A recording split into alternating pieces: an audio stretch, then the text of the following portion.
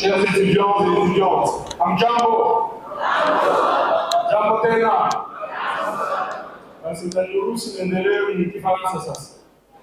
donc, l'exposé aujourd'hui comportera, je dirais, mon analyse personnelle un peu du parcours de notre pays depuis l'indépendance et les enjeux à venir.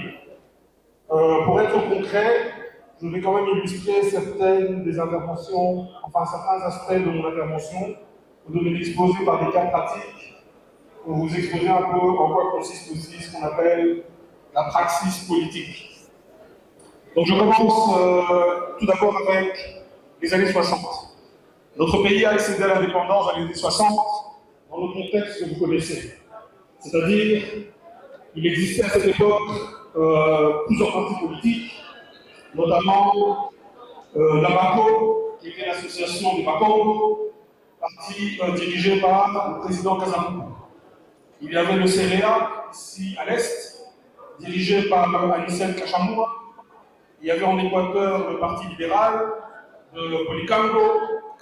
Il y avait le Kanakat, à Lubumbashi, dirigé par Moïse Tchombe. Et enfin, nous avions le mouvement national congolais, dirigé par Emery Patrice Lumumba.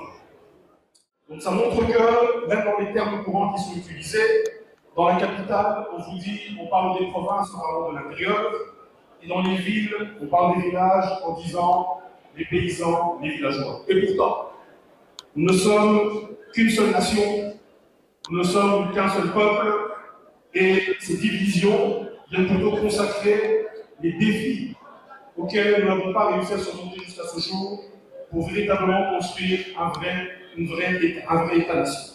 Je vais commencer par la question de l'auteur Joseph. Il disait d'abord qu'est-ce qu'est debout la patrie? Est-ce qu'on compte avoir un candidat président dans les 5 années à venir? Le programme du parti, planification. Alors, debout la patrie, comme je vous ai expliqué, nous sommes un parti politique nationaliste, inspiré des idéaux de Lumumba, pour pouvoir rebâtir ce Congo que nous voulons tous. Mais pour être plus concret, il y a plusieurs points dans lesquels nous communiquons au sein du parti. Le premier point, c'est lequel? En train de communiquer les idées du parti. Le premier, c'est l'identité congolaise. Et je vais m'expliquer. Quand on parle d'un peuple, c'est une identité commune que nous partageons tous. Nous sommes peuple congolais parce que, malgré les 450 tribus que nous représentons, il y a un lien qui nous unit, nous tous. Et d'ailleurs, ce lien est chanté d'elle dans notre hymne national. Mais, malheureusement, et vous serez d'accord avec moi, il y a une tendance actuelle d'animateurs politiques qui estiment que la politique est plus une affaire communautaire et plus une affaire régionale, plus qu'une affaire nationale. Et je pense que là, c'est une dérive dangereuse, parce que si nous allons sur la théorie que nous représentons des communautés, nous représentons des régions, mais nous ne représentons pas la nation, est-ce que demain, ce ne sont pas ces mêmes idéologies-là qui vont créer le ferment, les bases de la balkanisation que nous créons, nous tous? Donc, debout la patrie insiste d'abord avant tout que ce qui nous unit, nous tous, c'est l'identité congolaise comme un peuple commun. Nous avons, oui, une culture propre, nos origines, nos chefs coutumiers, et c'est une richesse. Mais il ne faut pas que notre identité culturelle communautaire prenne le dessus sur l'identité nationale. Et dans ce parti politique, nous avons des candidats qui viennent de partout. Le parti est actif à Kinshasa, il est actif au Katanga, il est actif au Kassai, en Ituri, Sud Kivu, Nord Kivu, Chouapa, Chopo surtout. Donc, nous bâtissons un parti national et pas un parti régional. Le deuxième point, c'est, je pense que j'ai déjà expliqué au moins ici, une nation ne peut pas exister sans avoir un système de sécurité fiable. Donc, Debout la patrie estime qu'une priorité des priorités du pays, c'est de revoir notre stratégie ou ce qu'on appelle notre politique de défense. Une politique de défense, ça veut dire quoi? Étudier les menaces intérieures et extérieures et s'assurer que le gouvernement de la République et l'État congolais a doté suffisamment de moyens à l'armée, aux forces de sécurité de renseignement, pour pouvoir attaquer efficacement ces menaces, tant intérieures qu'extérieures. C'est le deuxième pilier de notre parti politique. Le troisième pilier du parti concerne l'aspect de la santé et de l'éducation. La santé, pourquoi? Aujourd'hui, la RDC, avec un système sanitaire en reconstruction, on parle des hôpitaux, des centres de santé, l'espérance de vie dans nos villages et dans nos villes est basse comparée à des pays voisins. Donc ça veut dire que le Congolais meurt de maladies par faute d'accès aux soins de santé. C'est inacceptable. Et d'ailleurs, puisqu'on parle un peu de l'économie, quand quelqu'un meurt à 50 ans, en pleine force de l'âge, c'est une perte pour le pays. Parce qu'il aurait pu contribuer pendant 10 ans de plus, mais malheureusement, on meurt de maladie. Donc, la santé a aussi un coût sur l'économie du pays. Quand vous perdez vos forces vives, au moment où nous pouvons contribuer à la production de la nation, c'est notre pays qui perd. Donc il faut investir dans la santé pour pouvoir aussi développer notre économie. L'autre point, c'est l'éducation. Tous les pays du monde, vous prenez l'Israël, vous prenez le Japon qui n'a pas de ressources naturelles, vous prenez la Suisse qui n'a pas de ressources naturelles, eh bien ces pays-là se sont développés à travers l'éducation, les compétences et l'entrepreneuriat. Donc les ressources naturelles, c'est une bonne chose, mais sans éducation, sans formation, qu'est-ce que les ressources naturelles valent? Rien du tout. Quand vous travaillez dans des industries privées, etc., si vous n'avez pas la formation adéquate, vous n'êtes pas utile. Donc, pour que les jeunes congolais, jeunes et femmes congolaises, puissent demain être utiles à leur nation, au développement de leur pays, l'éducation doit être au rendez-vous. Il y a eu la gratuité, mais si je parle notamment de l'enseignement primaire, secondaire et universitaire, et surtout l'enseignement qui est axé sur les technologies et les sciences. C'est primordial pour le développement industriel du pays. Le point qui suit, ça concerne l'économie. Alors notre analyse en tant que parti politique, que depuis les années 60, malheureusement, l'accession à l'indépendance, nous avons gardé pratiquement le même tissu économique que dans les années 60. C'est-à-dire, nous avons une économie qui est basée sur les grandes multinationales qui font de l'extraction de minerais, notamment au Katanga. Nous avons l'État central qui se finance à travers les recettes de ces multinationales-là. Et pour le reste, le pays fonctionne avec une économie qu'on appelle exogène plutôt qu'une économie endogène. Et nous sommes de l'avis en tant que parti politique qu'il faut un changement drastique sur la politique économique du pays pour sortir d'une simple logique de multinationales qui font de l'extraction de minerais pour aller à un développement endogène qui va créer une industrialisation du tissu économique congolais. Et c'est seulement à ce moment-là que le Congo pourra aspirer à devenir un pays émergent.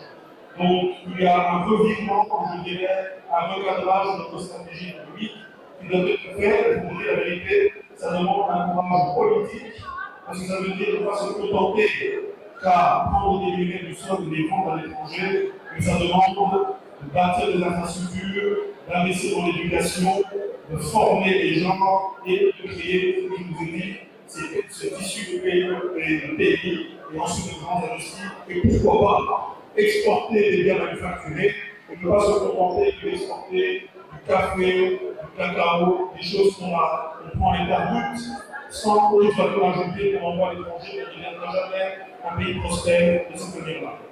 Donc en bref, Dr Joseph, je vous ai énoncé les 4 points majeurs de notre parti politique, qui sont l'identité congolaise, la sécurité, l'éducation, la santé et enfin l'économie. L'autre question, c'était le massacre. C'est un regroupement qui est chapeauté par le haut-représentant du chef de l'État, M. Tony Kambou. Donc, Debout la Patrie est membre de cette formation de ce regroupement-là, et nous avons l'ambition, en tant que regroupement politique, de composer la prochaine majorité à l'Assemblée nationale et bien sûr désigner le prochain Premier ministre. Et c'est cela la politique. Donc la question de planification viendra après la composition du gouvernement, viendront maintenant les questions d'orientation stratégique pour le pays. Je pense qu'à ce stade-là, c'est là que Debout la Patrie donnera ses idées, ses recommandations en tant que parti politique pour que le gouvernement, si nous sommes élus, puisse en faire sa politique pour les 5 années à venir, les années en tout cas au pays. Je suis très content, franchement, de constater qu'il y a des jeunes intellectuels qui réfléchissent. Ce genre d'activité, ça s'organisait dans la Grèce antique à l'époque, où il y avait des débats publics, les gens devaient cogiter sur des questions essentielles de la société. Je dis merci au président Mwanza. Si je pris la parole, c'est pour renchérir les propos de mon président par rapport à la question de mettre Maloué. Qu'est-ce que nous envisageons pour la prochaine mandature? Si jamais nous l'avons, si on nous donne la confiance, bien sûr. On ne peut pas parler de ce qu'on a fait si on ne revient pas d'abord sur ce qu'on a fait. C'est un devoir de redevabilité. Et la politique, dans son essence, c'est une servitude volontaire. Je considère comme ça la politique, une servitude volontaire. On a été un poids esclave de l'Épée parce que Jean-Jacques Rousseau parle du contrat social. Ça veut dire, vous avez le droit. Pour la commande d'asile, le droit, ça comme vous exercez, vous n'avez pas dit à nous, vous n'avez confié à nous. Pour les autorités d'exercer les droits à notre facial, à la fois la voix des sans-voix. Alors, quand on nous demande qu'est-ce que nous envisageons, moi je pense qu'il faut d'abord revenir sur ce que nous avons pu faire. On est élu en 2018. Généralement, nous parlons qui la province et la journaliste à caucus. Caucus, les cartels, vous avez le club. Il y a la députée, la province Fly, la province Fly. Alors, caucus et sauce d'accord organisé sauf il y a d'autres. Je y ai à cause du tribalisme. À route, on a demandé comment ça va.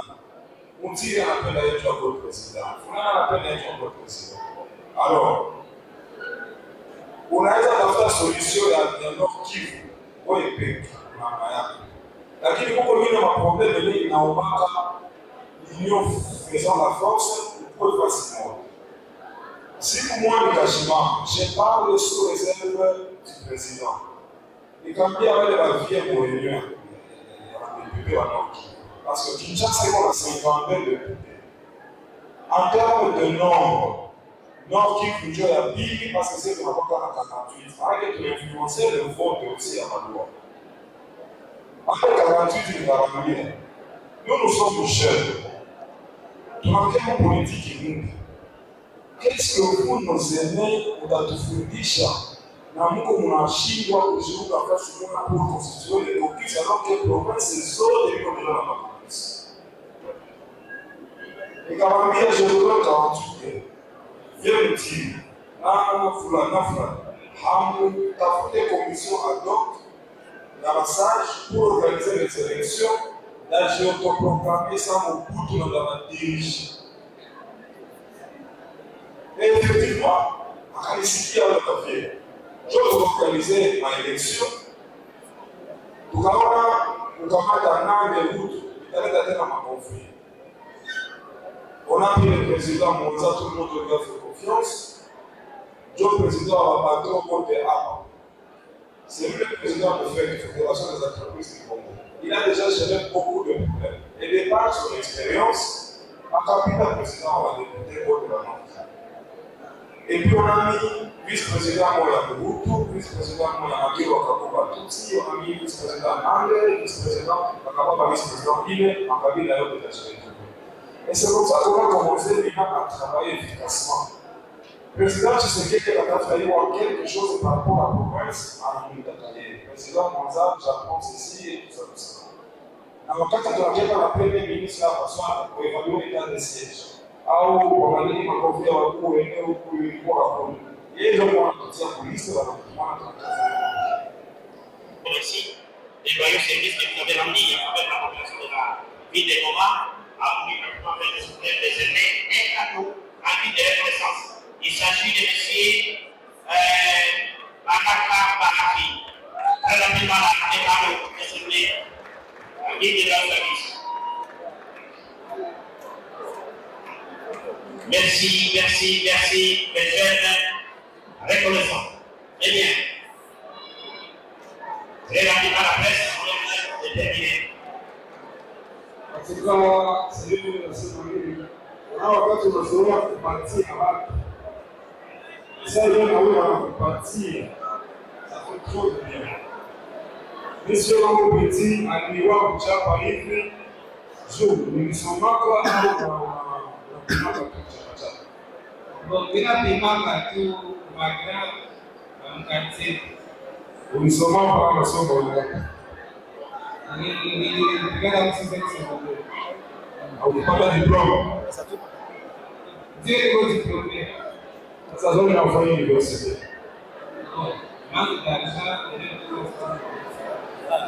Ndio simulia na wazazi yako apeka pale leo. Utasema Institut National de Beaux-Arts.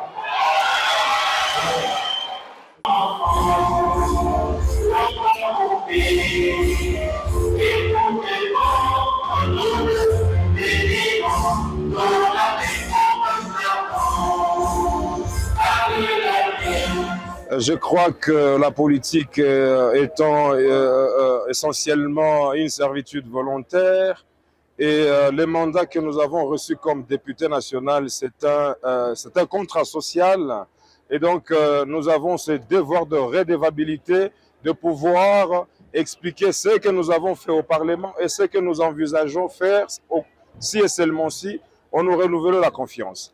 Et donc, j'ai initié cette grande activité intellectuelle pour cogiter ensemble avec la crème intellectuelle, la junte intellectuelle de la ville de Goma.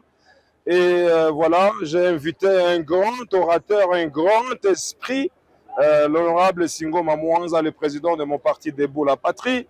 Et voilà, une sorte d'agora pour bien sûr être fécond dans nos pensées afin de pouvoir infléchir ensemble notre société. Alors, et donc, ce sont des habitudes qui vont continuer. Ça ne fait que commencer.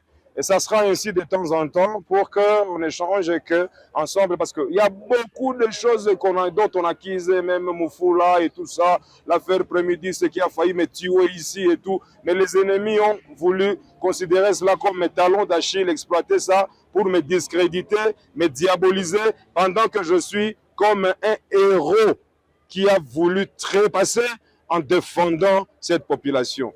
Être arrêté à l'aéroport, mis au cachot à 1h du matin, on me met dans la cellule de Tcheka et on m'empoisonne à 1h du matin.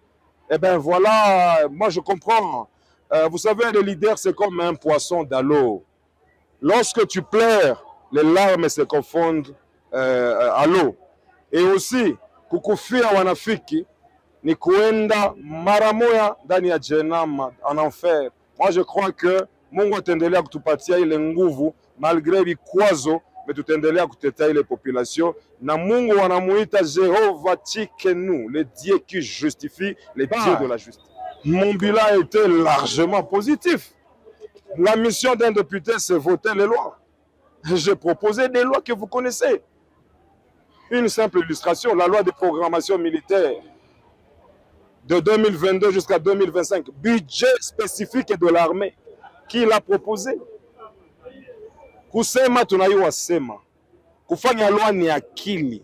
Niko mwalimu kwenye chuo kikuu, sijue kama nini ndo inaweza kunishinda. J'ai fait mon boulot, en tout cas. Et au-delà de ça, nous sommes allés jusque même dans les sociales. Alors qu'aiko role ya député, nilisomesha watoto ngapi hapa. Mafeza plus de $150,000 ya maveke hapa. hein, les églises qu'on a soutenues, parce que pour moi, en tant que chrétien, je pense que alama musala banjo ou Kristo wote. Penda Mungu wako tulimtumikia, penda mwenzako tulitumikia na wenzetu. Donc voilà, je fais ce que je pouvais. C'est au peuple maintenant de choisir, et je crois que, en tout cas, Josué Mufula siège yake iko tu pale. Jana mimi mwenyewe niko mwalimu kwenye chuo kikuu. Nazoea kila siku, ndo kazi yangu kila siku kuongea na wenzetu vijana hata ndani ya shule.